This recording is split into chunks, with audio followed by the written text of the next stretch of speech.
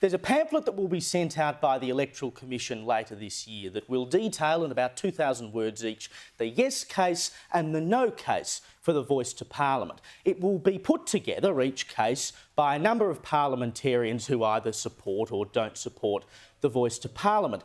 Pauline Hanson is worried she might be excluded from the process of writing the no case because in order to be part of this no case, you have to vote against the legislation that's going to be put up, or the bill that's going to be put up, to allow the passage of this referendum in order for it to happen. Now, the Liberal Party, the opposition, has already said they're going to support the passage of this bill, but they're going to allow a select number of MPs to vote against it so they can use them to write this no case. Hanson is worried that it will push her out of the equation. I don't see why it should. I mean, obviously Pauline Hanson is going to vote against the bill, as will her other MP or Senator Malcolm Roberts. Everyone who votes no to that piece of legislation should be involved in writing this no case that's going to be sent out by the AEC.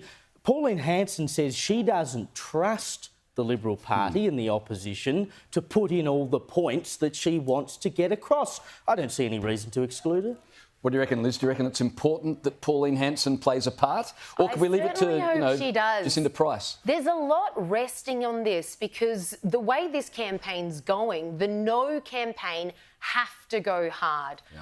Absolutely, all firing barrels because they are people's only legitimate chance to find out what's actually going on with this. And if they go lightly in this pamphlet, that destroys people's chance of finding out what this potentially means. I wish Tony Abbott could play a part too, because what he's said to date on this is right on the money. Hanson's also right on the money. People like them are now being smeared as disseminating misinformation. Where have we heard that over the last 3 years before? And the last I checked, in terms of everything COVID, the conspiracy theorists are now way out on top over the experts when we add up all the data that we now have, whether it's lockdown, vaccines or masking.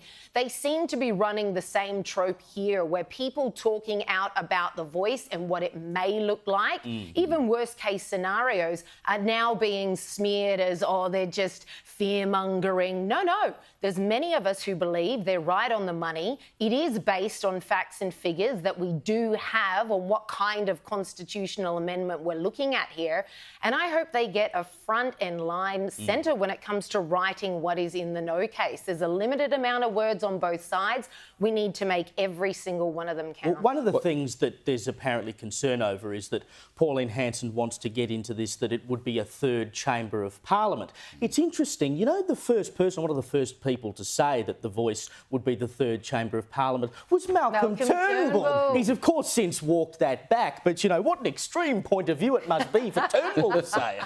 I think Pauline Hanson should definitely be involved in writing the no case. She's got an ability to cut through all the niceties and get straight to the point. The no case has been given 2,000 words in the official brochure to convince Australians that there's a problem with the proposition. I don't think they need 2,000 words. Let Pauline Hanson write this document. She'd only need 2 words. Please explain.